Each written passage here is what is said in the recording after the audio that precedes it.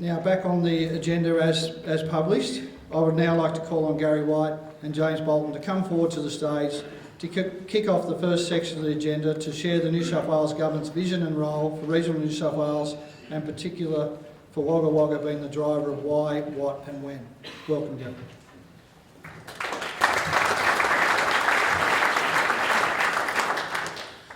Thank you very much, and thank you to all of you. In my role as a planner, I've been at the game for probably over 40 years. So to some extent, when I say things, I'm probably entitled to have an opinion after being in this planning stuff for 40 years. We live in an incredible changing world, and Bernard will more than emphasise this to you as we go forward. And as a planner, I often say to people, you can either be taken to someplace else, or you can take yourself to someplace else. And I think the fact that you're all sitting in this room talking about Wagga Wagga as a 100,000 is that you're determined to take Wagga to someplace else and not be taken to someplace else. It's a fundamental part of a conversation as a planner. Some people make fun of me because I start many of my presentations about the terms megatrends. I have been in the game, as I said, for 40 years. I have never seen the rate of change which has occurred over the last 5 years.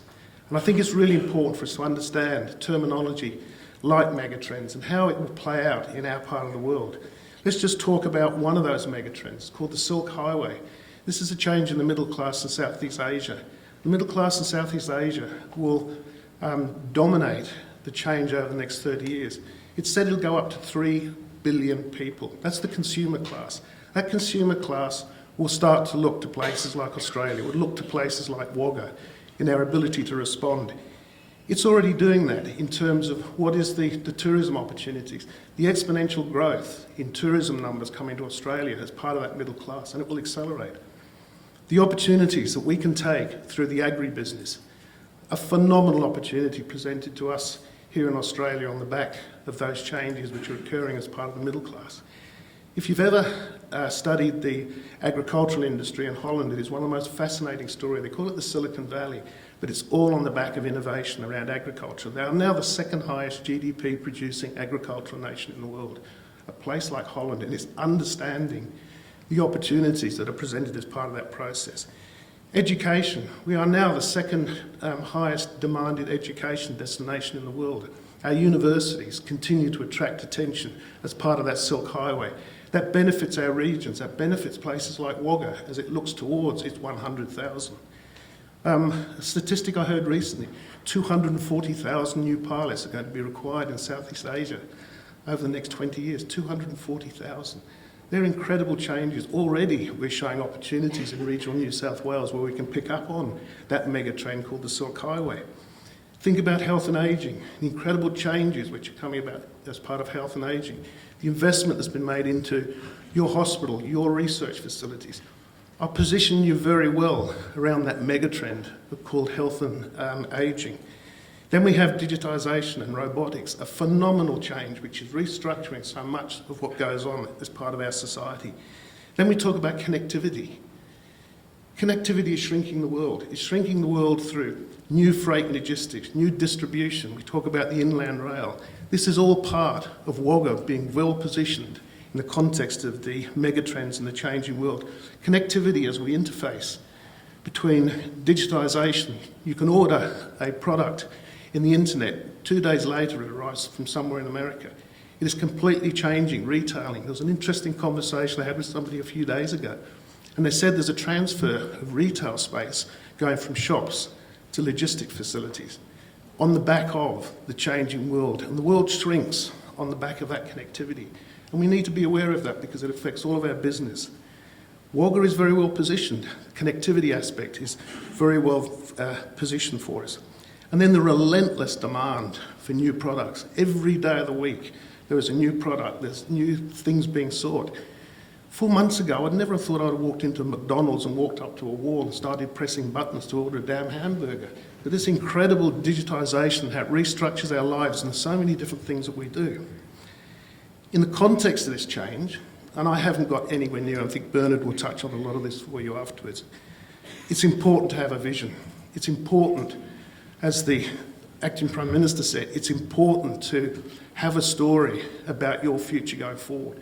Because if you don't have that story, if you don't know your destination, how on earth do you know what you need to do in order to get to that destination? So it's really important in terms of how we have that vision and what our future script for Wagga might be as part of the 100,000. By having a target of 100,000, it's a typical and very well thought through response to how we roll a carpet out to a future destination, a future positioning. It tells a story about a place with 100,000 people in regional New South Wales. You then start to roll a carpet back to where you are today and start to look at the sequencing points that are going to be required to enable us to have that journey out to Wagga 100,000. And at least you're having that conversation. It is such a refreshing as a strategic planner to listen to a council, to listen to a community, to listen to people in the business industry talking that way. Because one of the real benefits I've found as a planner over the last 40 years is if you do tell a story, if you tell an intention going forward in the context of this changing world that I'm talking about, one of the magic things that happens is partners come along. Those absent partners who, without the capacity to share a story with government in terms of future destination, never arrive.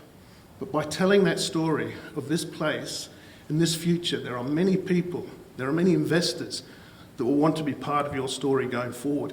That's another benefit of having this type of conversation. The absent partners, they will appear when they see the confidence exhibited around this type of strategic process. Now, when I was asked by Peter to come and talk at this conference, he said, well, Gary, just say it as you normally say it, talk as you normally do as a strategic planner, so to speak. One of my learnings over that 40 years is that there are 4 principles which I will scan, either a regional plan, a local government plan, or even a state plan, and I will measure in my head very quickly whether or not it's exhibiting competencies. Those 4 principles are as follows. The first principle is a strategic framework, a strategic story. You tell a story about a place, you tell a story about where you've come from, you tell a story about the values of your community, you tell a story about where you are today. That story is told in the context of demographic, in terms of data. It's important to know where you are today. You tell a story about going forward 5 or 10 years if you do nothing. And you might find that the story you tell to yourself is a place where you don't want to be. Hence, the importance of telling a story based on a vision, a place that you want to create in the context of those changes that I talked about before. And then the fourth part of that storytelling in a strategic sense is the plan that you put in place to get yourself there. That's the action. You take it from a vision and you turn it into a doing program. The second principle as a planner is what I call contextualisation. If you're making decisions on your own and not taking account of the fact you are part of a greater whole, you're part of a region, you're part of a state, you're part of a nation, you're part of a world that's changing, and you need to contextualise the planning conversation that you're having in the context of yourself. You need to express it in terms of your DNA, your strengths, your opportunities going forward. It's not hard when you break planning down into those simple type of conversation pieces. The third rule that I look at is what I call calibration. It's no good a planning system talking about all the aspirations going forward and then it doesn't put in place the means by which you get there. So what I mean by calibration, if you tell a story, for instance, about a health precinct here in Wagga, you tell a story about this exciting precinct in the future, then the first person that comes along to make a planning application is put through the ringers for 2.5 years. So it's incorrectly calibrated in the context of the story that you told for that precinct. So if you've got stuff which is friendly fire, get it out there. Encourage private enterprise. Encourage those partners to join you as part of that process. And then the fourth rule that I look at in terms of competent planning is infrastructure alignment. By telling the story, you can then start to think about the catalyst projects. You can start to think about the alignment of the infrastructure that will help that story materialise. You invite in governments, you invite in federal governments, you invite in state governments, you invite those other partners who can contribute to that story that you've told. So when I look at Wagga Wagga 100,000 and I think about what you asked me to talk about, Peter, I think you're doing a damn good job. I think you're actually setting the platform for all of those 4 tests that I've just talked about. And I say to you, well done. And I say to all of you going forward, think about that as we go forward. Now, I'm going to ask James Bolton to come to the stage, because what James will probably be able to do is to step you into the partnership type conversation that we as a state government are putting in place to help this story that you're putting together materialise. But I'd say to you, well done, and I look forward to having a conversation with you in the panel as well. So thank you. Across to you, James.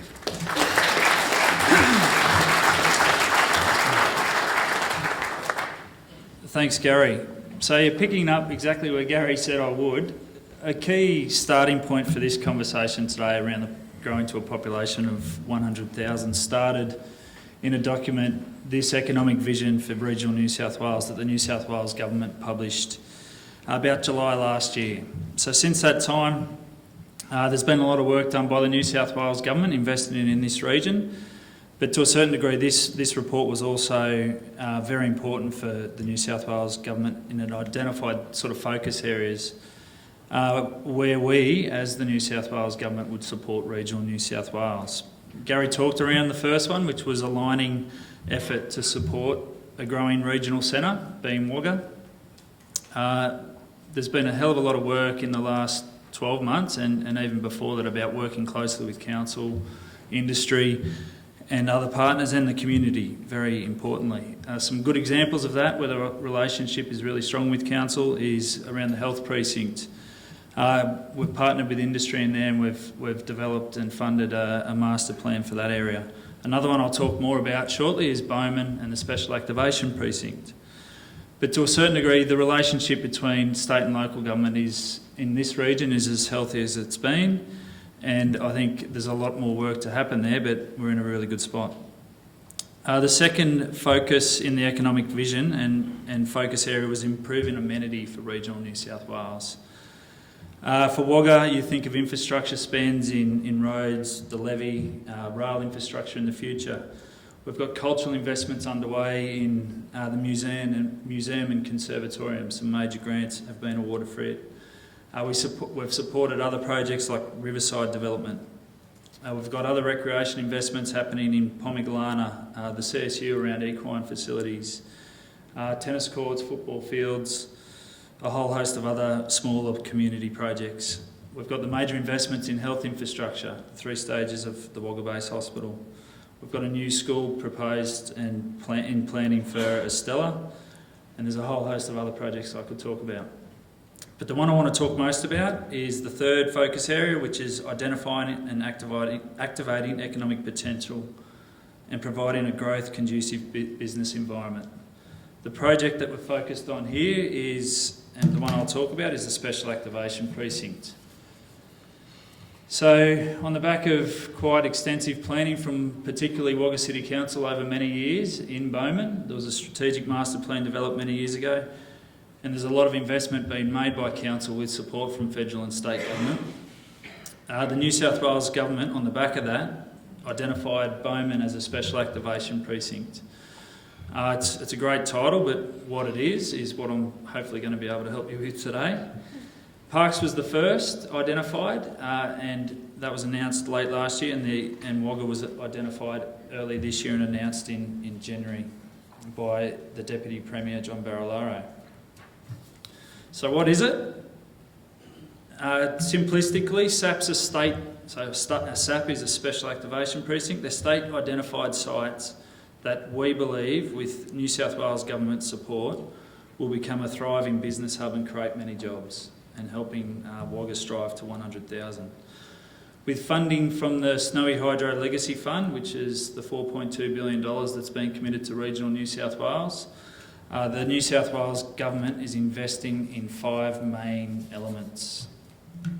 These are government-led studies. So currently we've got a series of specialists working on a master plan for the precinct, the Bowman precinct. It includes air, noise, odour modelling and monitoring, infrastructure and transport investments and strategies, We're looking at renewable energy opportunities and a whole host of environmental studies. So that investment is allowing us to develop an easier process and a fast-track planning system for the region and for that precinct. So approvals will be quicker and easier.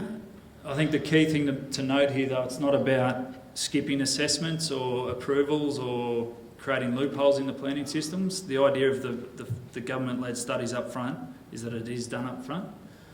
And we're striving to have a 30-day approval process where you're turning the sod in 30 days in that precinct. We've engaged very closely with industry in the region to identify what the challenges are today to make sure it's easier to invest in the future. The other key components of a SAP are that the state government will invest in some of the enabling infrastructure.